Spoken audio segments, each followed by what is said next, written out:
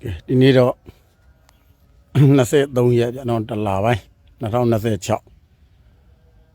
ဒီကောင်တောင်ပေါ်က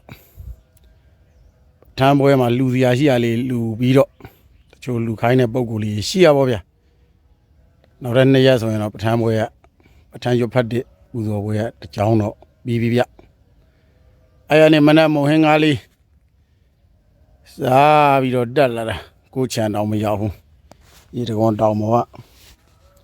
ကဥရမကြီးတောင်ကုန်းပေါ့အောင်တော်မူเจ้าကိုရောက်လာပြန်ပြီဗျာတခေါက်မနက်စောစောပေါ့ဗျာဝေးတဲ့နေရာကျစောစောကုသိုလ်လောက်ရရှိအလားလောက်ပြီးရတယ်လမ်းလေးပေါ်အသီးရလေးတွေက6ကက်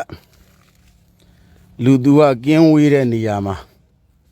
နေပေါင်း20ကျော်တပါးတဲ့နေထိုင်သွားတယ်ဘာမှမရှိတဲ့နေရာကြီးဘာမှမရှိတဲ့နေရာကြီးကိုဘုရားသခင်ကြောင်းကန်းနေဖြစ်အောင်လုပ်ကျွန်တော်တို့ကဟိုတော့ကလေးကရေရန်သွားလာနေတဲ့သူတယောက်ဗျအဲ့တုန်းကတော့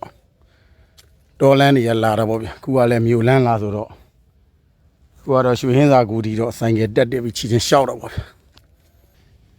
ကြောက်ခဲလန်းလေးတိုင်းတက်မော်လိုက်တာဆိုမော်ကျင်စီရီရဲ့ထီတော်နဲ့ညင်းနေရတယ်ကြောင်းဆောင်လေးမော်ကိုပြေးကြီးငယ်လေးရပီတိနဲ့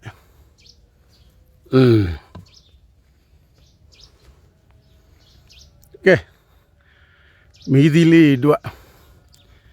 မီကျိုးလေးတို့လူခိုင်းတဲ့ပုံကိုယ်တွေဗျနော်လျက်စစ်မီလဲလင်းပါကျွန်တော်ကိုယ်တိုင်လဲစွန့်ချက်တဲ့ပေါင်းဦးဟင်းဦးရေနွေးဦးအားလုံးပေါ့ဗျလိုအပ်တာလဲဝယ်လူပြီးပါပြီလို့နော်